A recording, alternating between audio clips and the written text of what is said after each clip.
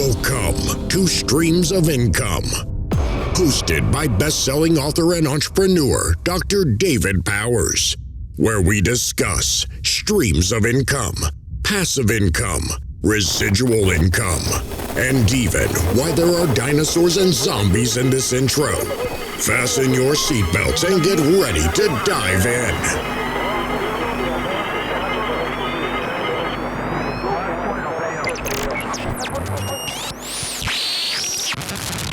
All right, everybody, welcome to the Streams of Income podcast, and we are here with an amazing guy, Rob Thompson, Coach Rob, as I usually call him where I see him, and he's going to talk to us today about a lot of things, but one of the main reasons I wanted to book him is because he is in an industry that gets a bad rap, and this guy is changing the whole image for that industry with some of the stuff he's doing. So that's a little teaser right there, and I'm going to let him talk about it more, but before we go a little further, I want to apologize for my voice. There is some kind of seasonal allergy thing going on. And, of course, Rob's going to be doing most of the talking today, and because y'all hear me plenty. But I just apologize if I sound like there's a frog in here somewhere. All right, so, Rob, how you doing, man? Man, doing good. Dr. Dave, thanks for having me on, man. This is it's an honor to be here, and I'm excited, man. I'm excited for what you're doing with Streams of Income, and this is an awesome podcast that is helping a lot of people out, and thanks for inviting me to be on today. Yeah. And I tell you what, we'll carry that teaser on a little further because I know that if they're watching the YouTube version of this, they can see that logo on your shirt. So maybe a little teaser there. But first, I want to tell everybody how I met you. And we'll talk about that stream of income first. And Okay. So Coach Rob, as I know him mainly, I met him through Increase Life, which is a program that Travis Peters founded. And it's an amazing, I don't know, man, I'll let you sum it up better, but it's like entrepreneurial, Bible-focused, kingdom money. I mean, it's all that, and it's been incredibly motivating to me. And that's where I met you. Rob is one of the main coaches that runs the whole thing. Matter of fact, you're doing a Bible study today, right? We're doing one a couple hours, so yeah. Yeah. All right, so tell us about Increase Life. What exactly is that, and what do you do there?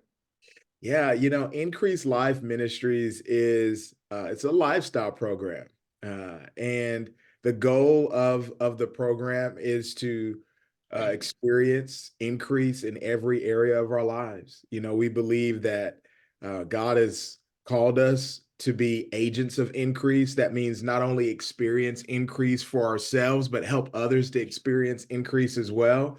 And we also believe that increase isn't something that's just financial. Financial is a part of it, but we also believe that we're called to increase in our family relationships, increase in our fulfillment, increase in our fitness, and of course, finances and our faith as well. And so that's the primary focus of the program, is to really allow the individuals that join to learn the fundamentals of what it looks like to understand what God's promises are regarding increase and how to apply and appropriate those promises so that we can experience them in our lives. Oh, yeah, man. And as far as a mastermind goes, when I'm able to jump into those Tuesday morning calls with you guys, it is amazing. I mean, the variety of entrepreneurs that are in there, and everybody kingdom minded, but the variety, I mean, there's sheep farmers. There's a guy that runs like luxury cabins. Yeah. I think there's a roofer in there, of course, a bunch of authors and content creators. And it's just amazing. I mean, it's so many viewpoints. There's a lady in there that makes pies for a living, and it's pretty amazing. It's a lot of fun, and that's the beauty of it. Is sometimes we think that increase has to look a certain way, and we can trip ourselves up if we get stuck in that mindset that says, man, it's got to look like this, and if it doesn't look like this, then it won't work. Well, we believe that God is uniquely gifted and talented, every individual on the earth, and we can tap into those gifts and talents and skill sets and just what is around us, what's in our hand that he's given us. And that can be something that he uses to bless other people and also bring financial increase into our lives. And so it's so cool to get on a mastermind call like that and get to see the diversity of ways that God is just blessing so many people as they, just use what's in their hand or use what's around them. So Yeah. Man, and you and Travis too, when you're leading that, it's like I mean, you lead everything with scripture, but you don't pull any punches neither. I mean, yeah, I've heard Travis get kind of rough with some of them. Was like, man, you just need to get up off the couch and get to work. God yeah. didn't call you to sit on the couch, and I like it. It motivates me. Yeah, that's one of the things that we love about Travis is number one, he's always full of scripture. So any advice or wisdom that he's going to share, that it's going to be based on the word of God, number one. And then number two, he's going to tell it like it is. He's not going to sugarcoat it.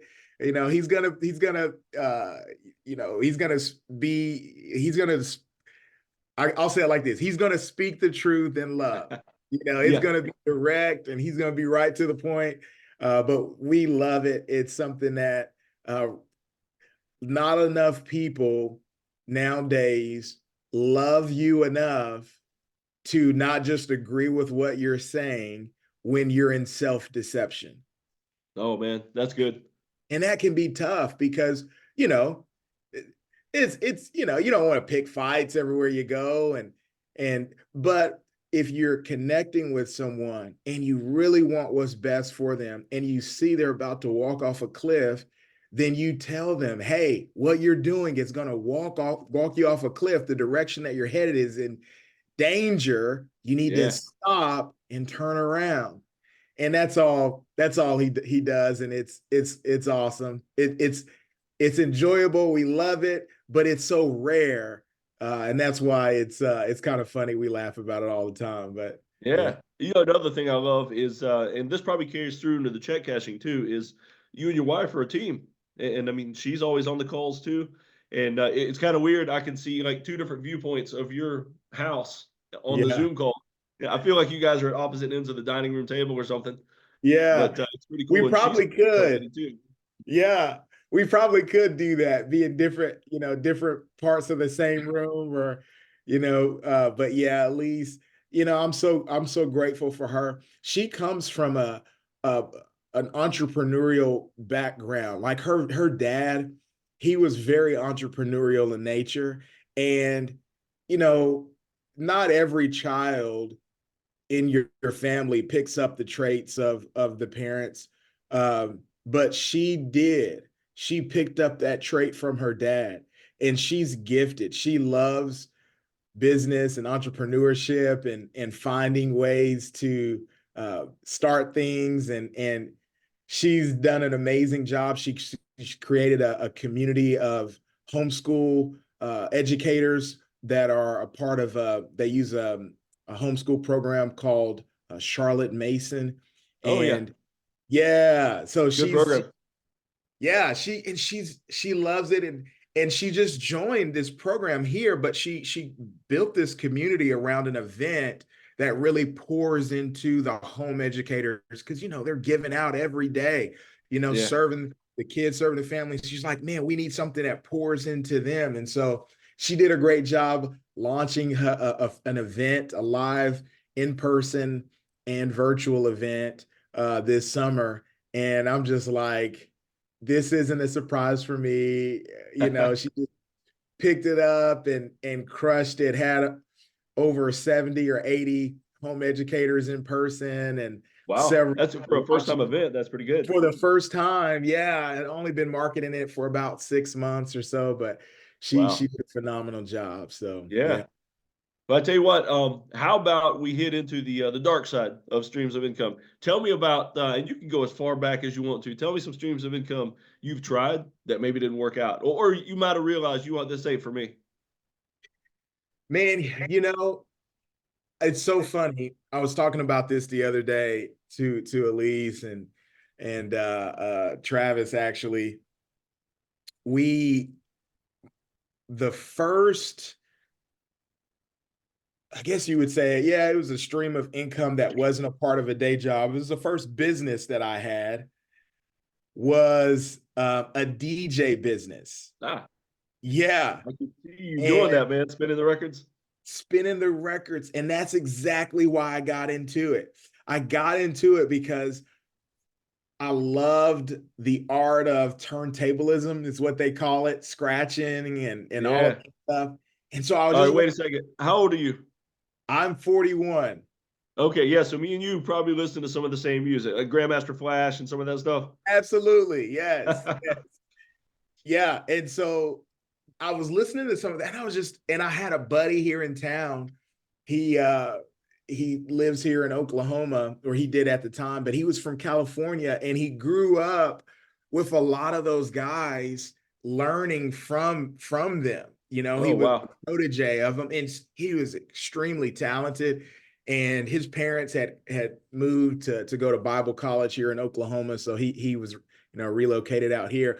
But he began to teach me, and I began to learn, and it was just so much fun.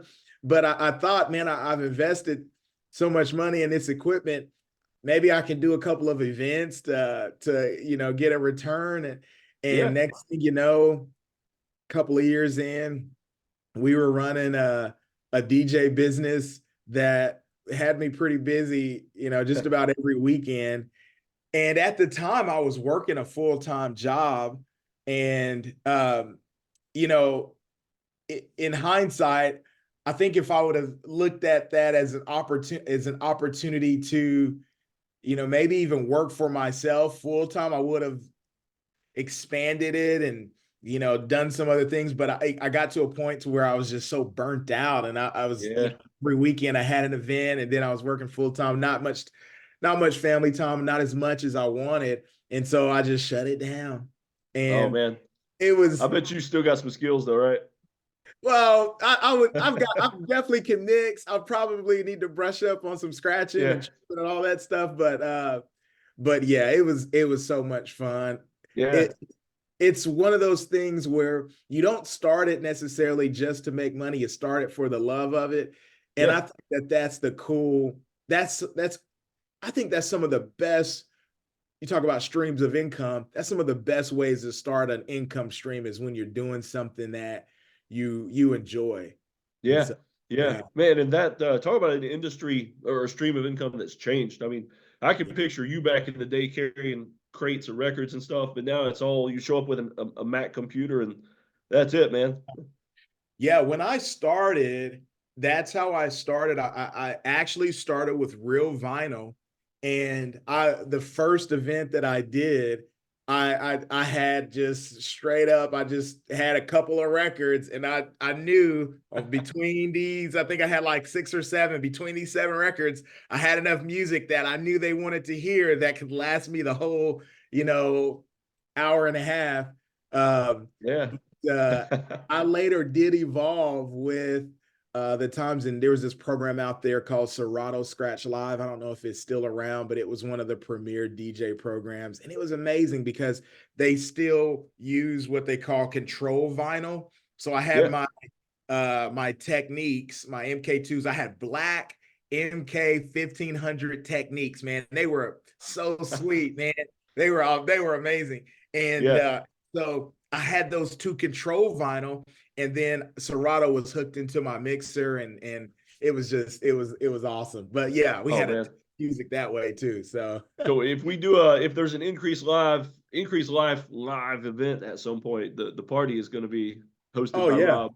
I got you. I got Yeah. you, man. Game on. We'll figure it out. Yep. I don't have my equipment anymore, but hey, we'll figure something out. I'll get Oh some man. way to mix some. With the age range of a lot of the people I see on the calls too. I mean, we all share a lot of the same musical interests. Oh yeah. Oh yeah. We Yep. would have a blast. I love the Oh class. yeah. All right, I tell you. Excuse me. Tell you what, let's go ahead and move on into the chat caching. So tell me, kind of from the beginning, how you got into that. If you want, you can talk a little bit about the bad stuff that the stereotype people get. But what I really want to know most of all is the ways you're changing that industry. Because I mean, it's still got a bad rap. Where I live, the check cashing place is right beside the where you can go rent TVs and stuff. Yeah. And it's always in the poor neighborhoods, but of course that's usually the demographic. Right. So Yeah. I know not all the stereotypes true, so I'm gonna give you a chance to dispel all that. Yeah, absolutely. Well, I appreciate you for asking. And, it was an industry I think I never saw myself getting into. when you go back and you're looking at, oh man, what is it that you want to do, or different things like that. It was never, oh man, one day I want to own a check cashing store and help, but anyway, but that's what came to me. I worked in non-standard auto insurance for about 10 years. What is that non-standard? So non-standard auto insurance is auto insurance that's tailored towards high risk drivers. Oh, okay, like the SR22 DUI guys and stuff Yes, like that. Okay. exactly. Yeah, they need an SR22, or they've got a lot of accidents, or maybe their insurance has, lapsed multiple times in a 6-month period. And so, what they call standard carriers like your State Farm or Yeah. your Allstate, some of those guys, they won't insure you. And so what this most of the states did in their Department of Insurance, they created a space that said, we're going to allow companies to provide a product that is a low cost, but insures those individuals without using the traditional means to qualify them, like a credit score or what they Okay. call an insurance score.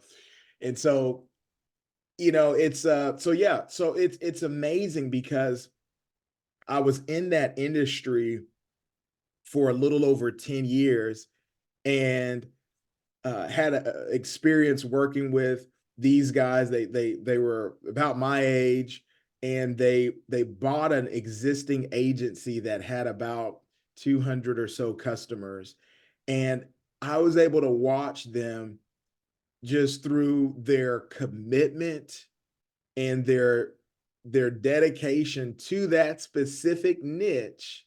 Yeah. I was able to watch them grow that business into over a 20,000 book Wow. business of customers all across the state, and even into Texas. At one time we were in several other states as well.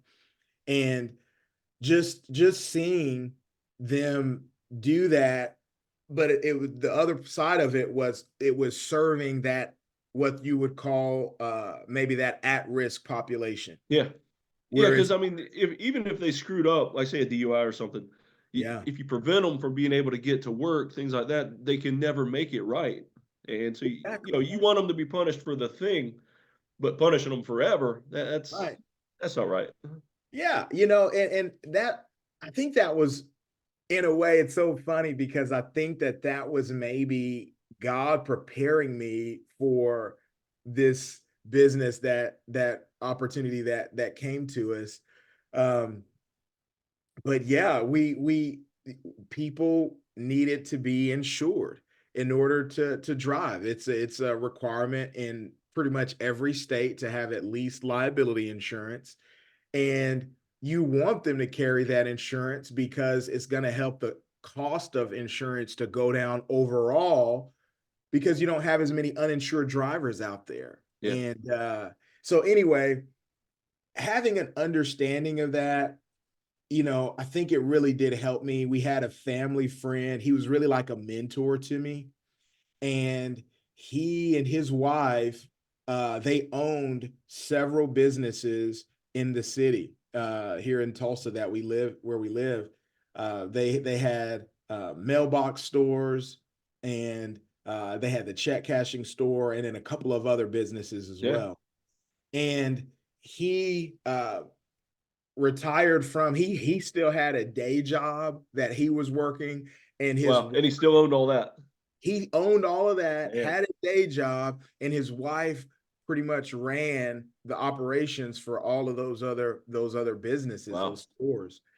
And he retired, or he retired from his day job and began to do consulting. And they got an opportunity to do some work overseas and travel and different things. And so he decided that, he wanted her to be able to come with him more.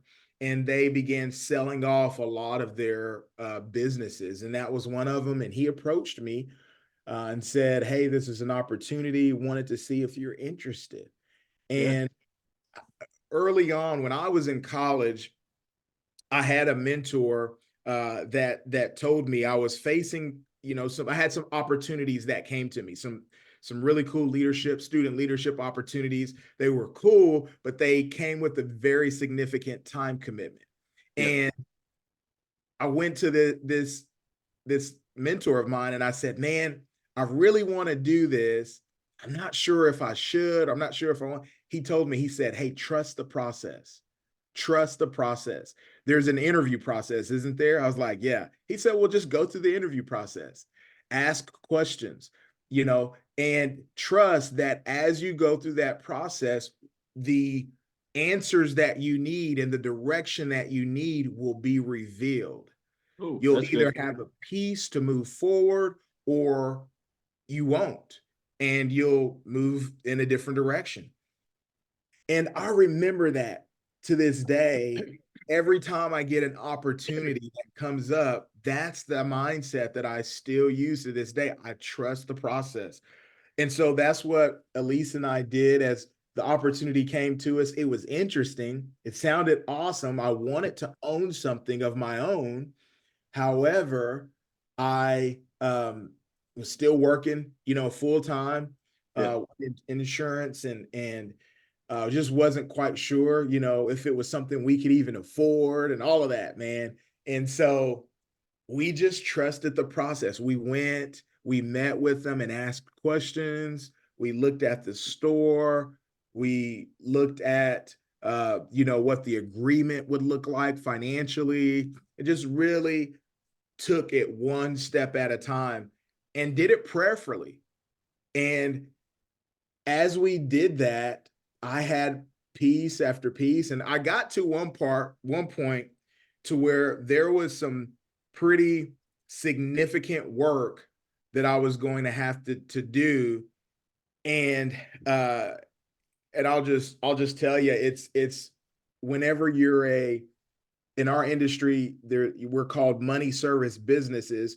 It's a highly regulated industry. Yeah. And in order to get a bank account, um, just an operating account for with a bank, uh, most banks won't do it because after 9/11, the FinCEN came in. Oh, yeah. They said, hey, these businesses have been used for funding terrorist activity. Oh, see, And I didn't even know about that part of the stereotype.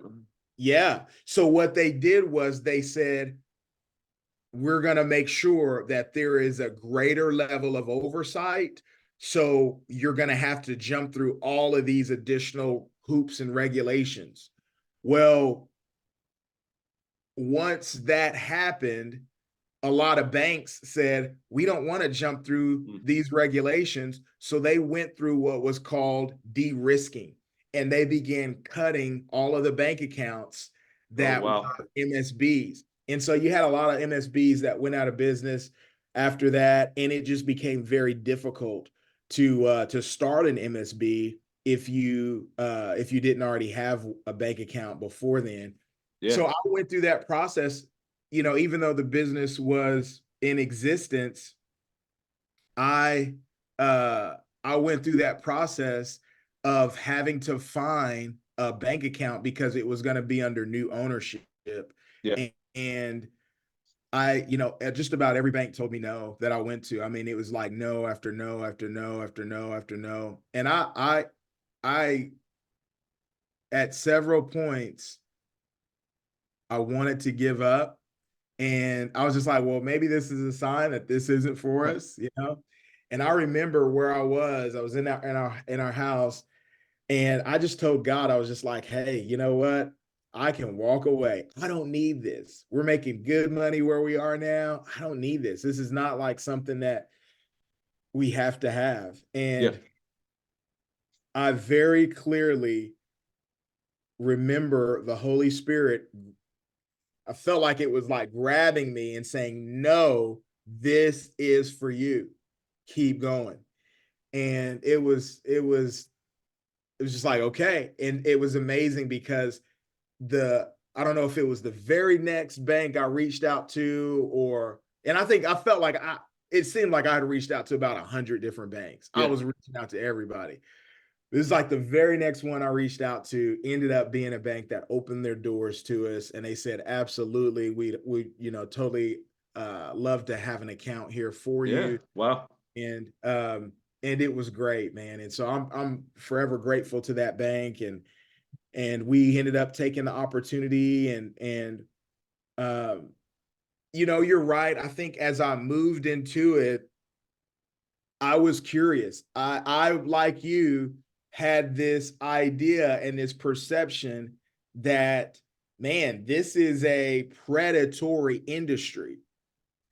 And the only reason that I even moved forward with meeting with my mentor about it was because of the type of man that he was. Okay. That's awesome. Yeah. That's the only reason. Because in my mind, I said, man, my view of what this business does and who he is as a man, they don't line up. Yeah. So something's off. Something's off, right?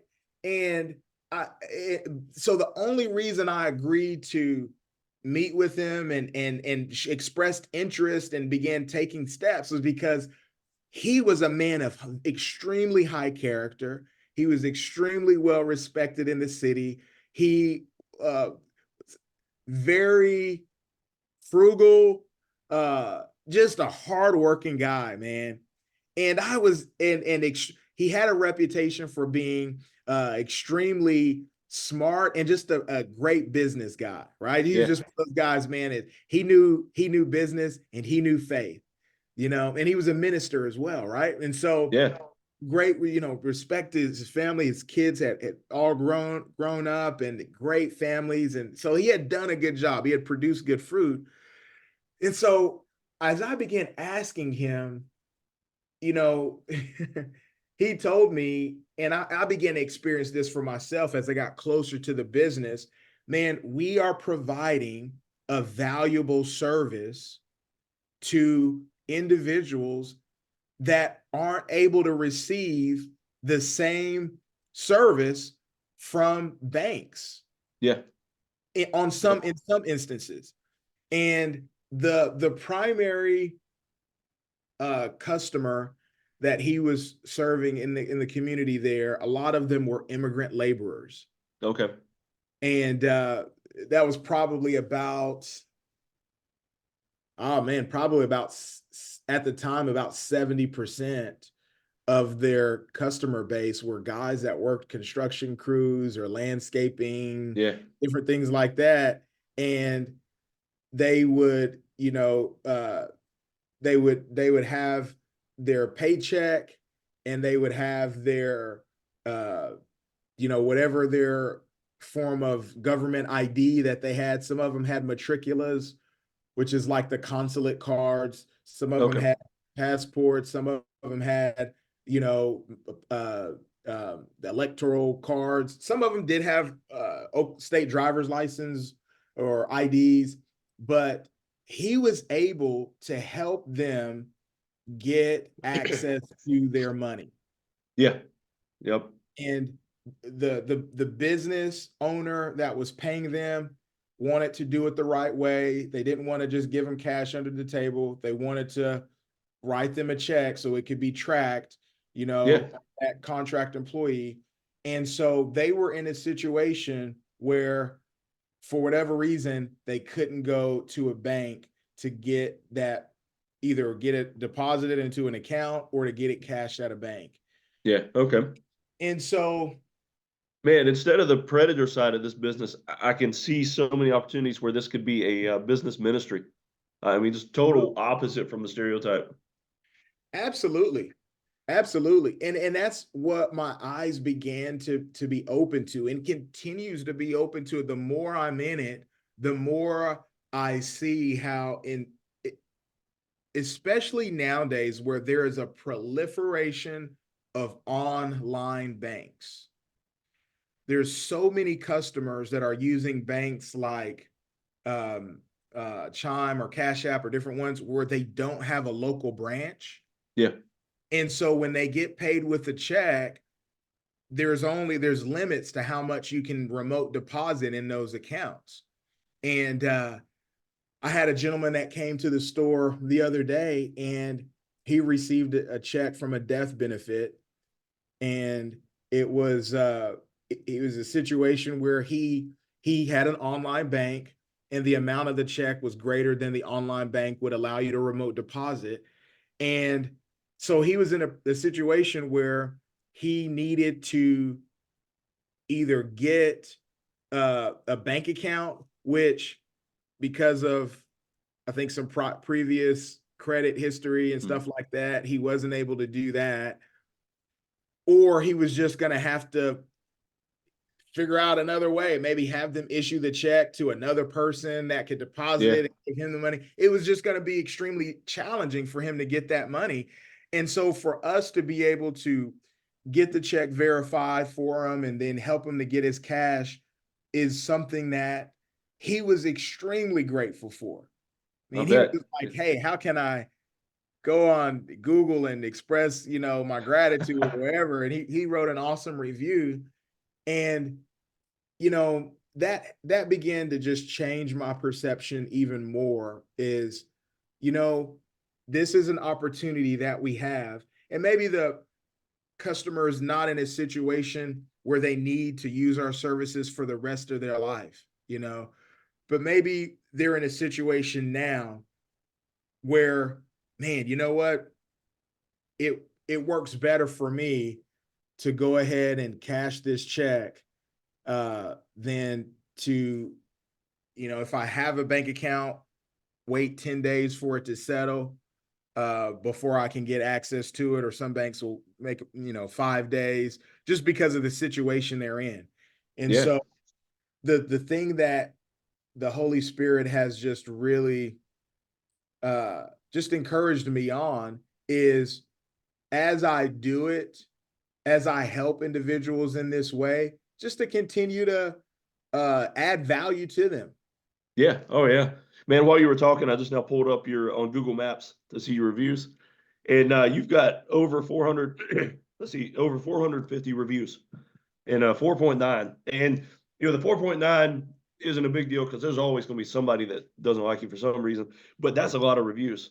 I mean, that's a pretty good deal. Yeah. I think it's definitely, I'm grateful. Those are all real customer experiences. And, I was very careful. I've heard of businesses that'll pay. You can, hey, just pay people to go do some Google reviews. Oh, yeah.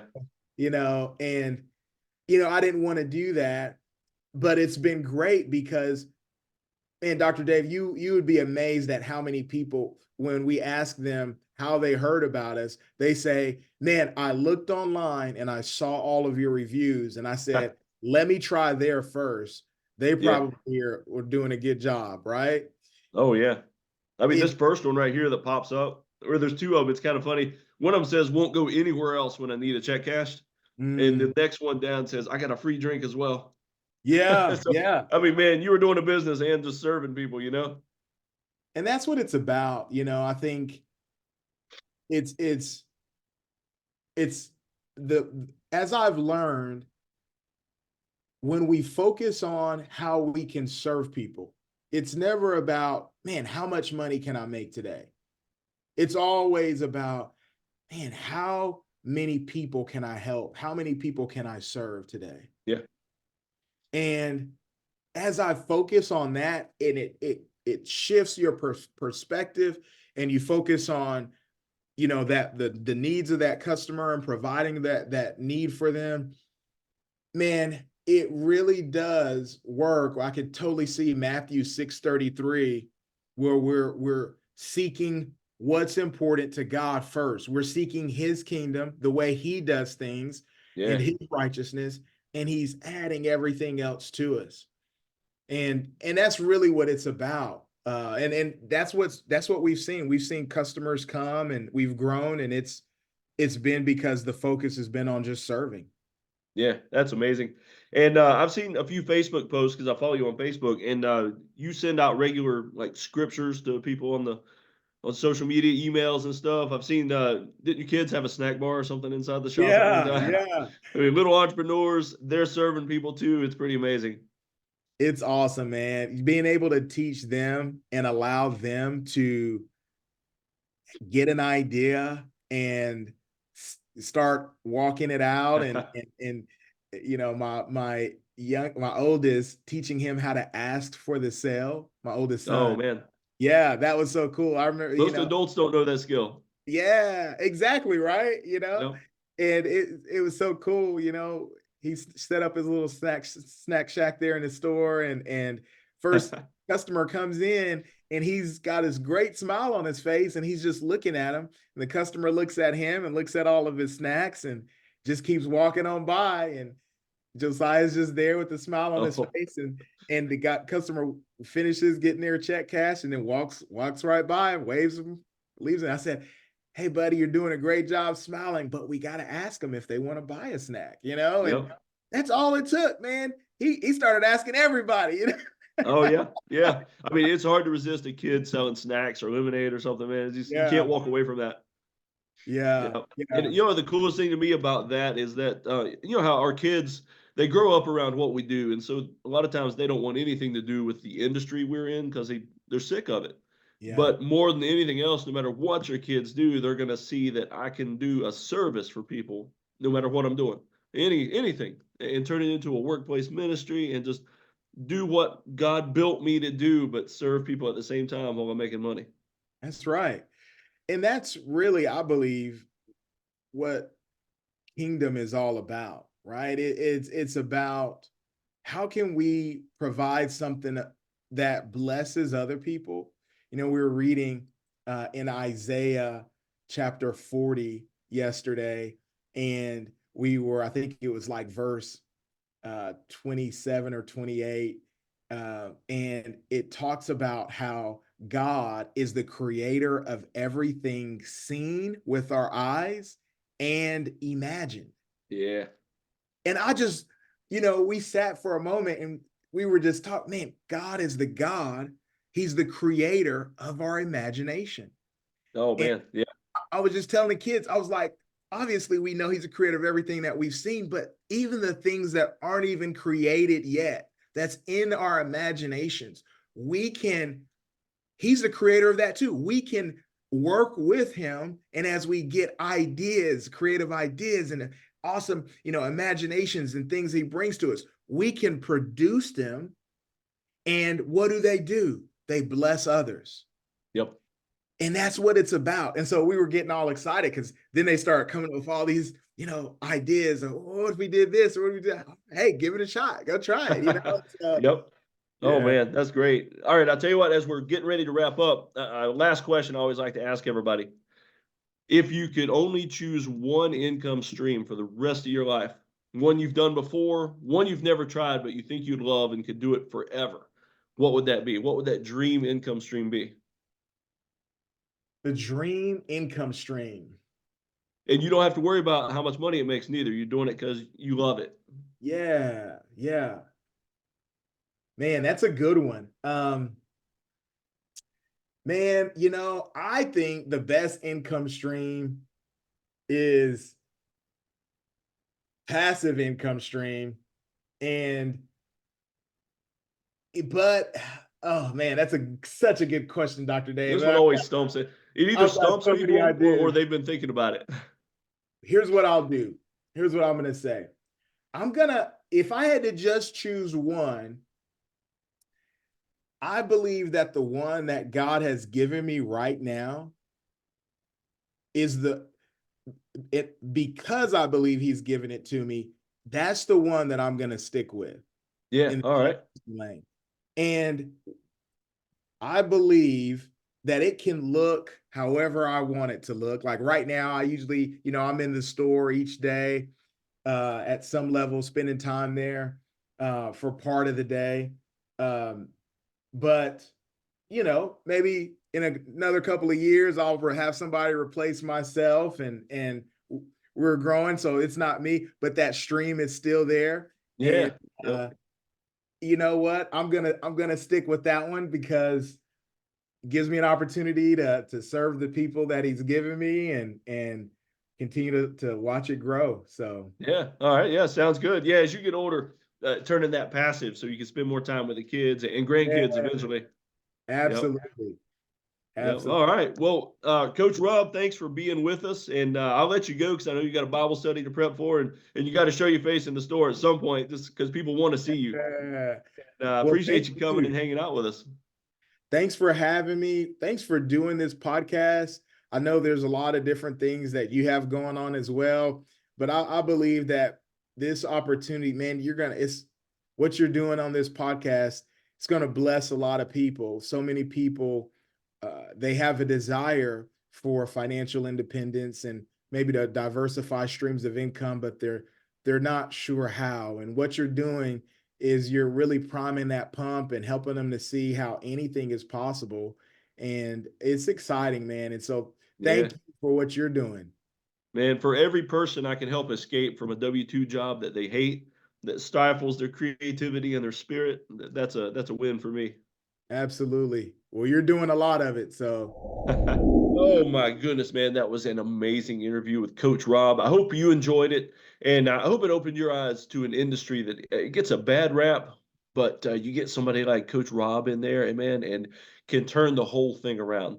Once again, though, I just wanted to apologize for my voice. If you listen to it, you could hear it cracking at points when I was trying to talk. And of course, if you watch the YouTube version, you see me backing off to cough every now and then. Um, I didn't want to give up that appointment with Coach Rob because I know he's a busy guy, and and I'm one of those guys that with business, it's like a love language for me. Honoring appointments, honoring commitments, honoring people's time. And Coach Rob, he put that time aside for me, and man, I did not want to waste it. Did not want to waste his time, but let me tell you a secret. Um, I was in a jujitsu conference last week, and 4 days straight, man, of getting my butt kicked. I was doing some butt kicking as well, but you're not learning if you're not getting beat every now and then. And so I think that thing just completely wiped me out, man. And as soon as I got home on Sunday, Monday morning, I was back to work and back to my regular. I did 3 workouts Monday. Did my regular, time in the Iron Barn with my kids. Did the mailbox hike, and then that evening stair climbs and stadium climbs at my son's football practice. And man, I think I just overdid it. And Coach Rob didn't have any idea, but I'm like running 103 fever right now, and just I'm totally messed up right now, man. But I wanted to do the podcast, so I just wanted to tell you guys all. I wanted to tell you this in case you just noticed, like, hey, Dave seems a little off. Wonder if he's okay. That's all it is. So I'm hitting the supplements, getting plenty of vitamin D sunlight, and but man, it's like 80 degrees right now in my office, and I'm still wearing a sweater and a toboggan right now, and just trying to survive the day. But I hope you enjoyed that. There's going to be links and everything in the show notes. And the next podcast you see from me, it should be Dr. Dave at full strength. No toboggan. You'll get to see the glare off my shiny bald head. And I'll see. Yeah, I'd like to tell you about one final thing before I let you go. It's called Passive Income Engines. I started out in this group called Passive Income Engines, or PI, as everybody likes to refer to it, as a regular member myself. I was getting involved in some crypto investing and some other things, and I wanted to learn more about it so that I didn't lose everything on some risky projects. And so I joined PI and started going through the classes there. And there were some amazing things about side hustles and all kinds of lessons about cryptocurrency and investing and not just buying Bitcoin, but some crazy in-depth projects. And so I want to tell you about that. Now, the link, of course, is in the show notes. You're welcome to look at that. But Pi is something now that I have grown from a member to the guy that manages the whole thing. So you'll see me in there a lot. It's a group now where we teach everything from side hustles to full-time jobs to investing in fractional real estate, all kinds of crazy, fun, and exciting things. I hope you'll join us there. And we have a pretty awesome active Facebook group where we all talk about things, wins, losses, questions, questionable things, all kinds of stuff. So I hope you'll check it out and